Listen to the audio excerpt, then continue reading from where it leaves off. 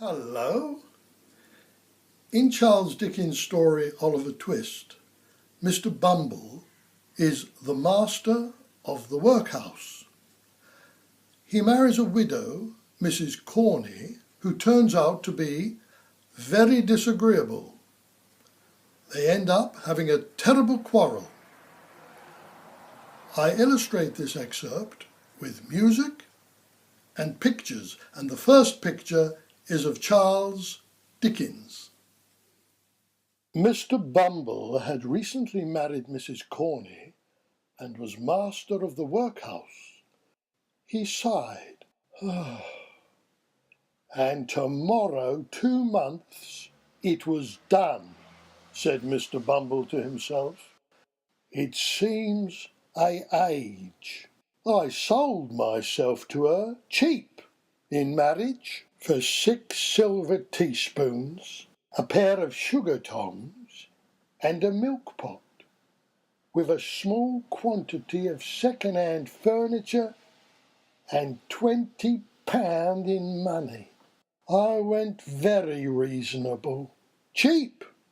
Dirt cheap! A shrill voice cried in Mr Bumble's ear. Cheap? You would have been dear at any price, and dear enough I paid for you. Lord above knows that. Mr Bumble turned and met the face of his interesting spouse. Mrs Bumble, ma'am, said Mr Bumble sternly. Well, said Mrs Bumble. Have the goodness to look at me, said Mr Bumble, fixing his eyes upon her. If she stands such a eye as that, said Mr Bumble to himself, she can stand anything. It is a eye I never knew to fail with paupers, and if it fails with her, my power is gone. Whether a very small expansion of eye is sufficient to overpower paupers, who, being lightly fed, are in no very high condition, or whether the late Mrs Corney was particularly proof against eagle glances, we cannot say. Mrs Bumble, however, was in no way overpowered by Mr Bumble's scowl, but on the contrary treated it with great disdain, and even raised a laugh which sounded as though it were genuine.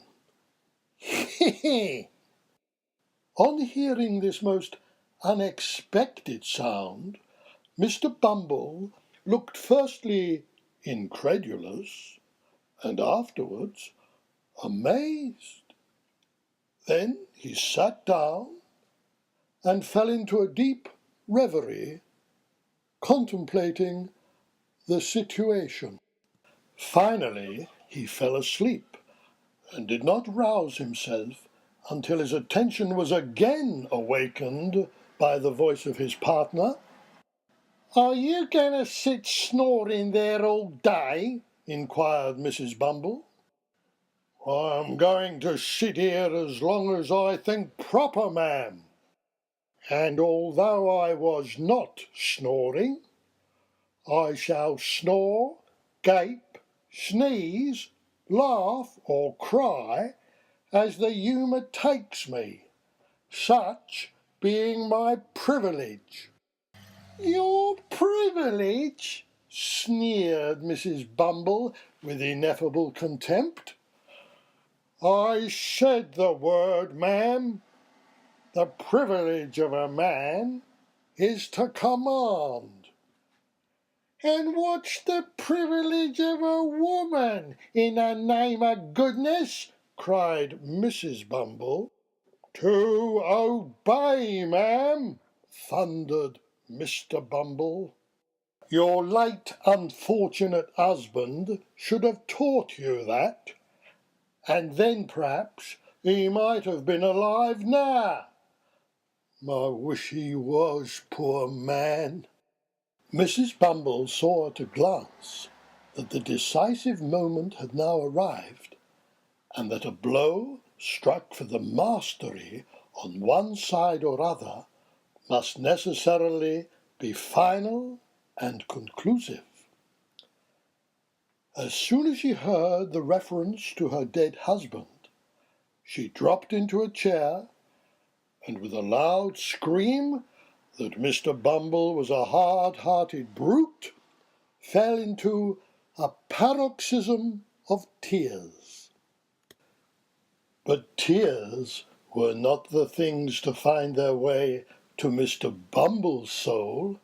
His heart was waterproof, and his nerves were rendered stronger by showers of tears, which, being tokens of weakness, pleased and exalted him. He eyed his good lady with looks of great satisfaction, and begged, in an encouraging manner, that she should cry her hardest. It opens the lungs, washes the countenance, exercises the eyes, and softens down the temper. So cry away.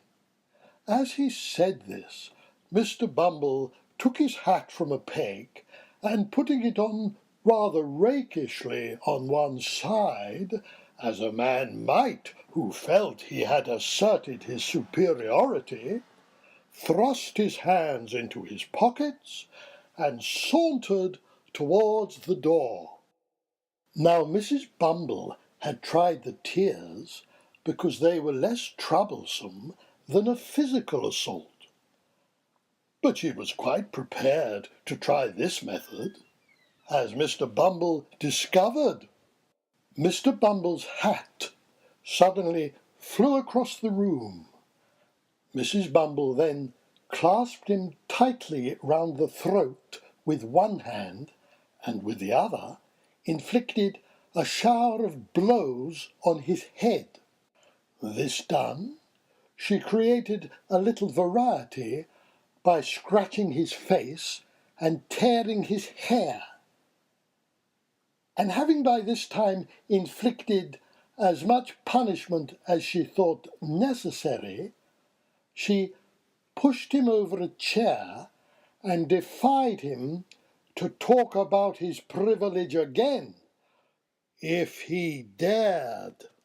"Get up," said Mrs. Bumble in a voice of command, "and take yourself away from here, unless you want me to do something desperate."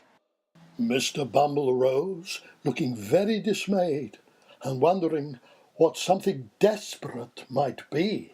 He picked up his hat and looked towards the door. "Are you going?" demanded Mrs. Bumble.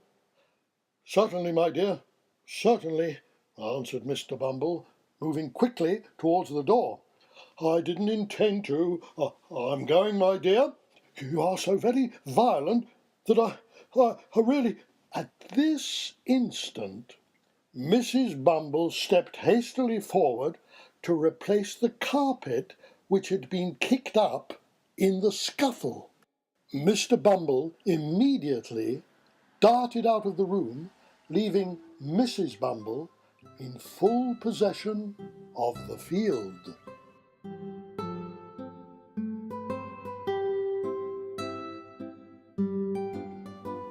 Some time later, Mr. Bumble met a lawyer. He told Mr. Bumble that the law stated that a husband was responsible for the actions of his wife. When Mr. Bumble heard this, he replied with great anger, "In that case, sir, the law is a ass, a idiot, and what is more, sir, the law is a bachelor, and the worst I wish the law is that his eye may be opened by experience, by experience.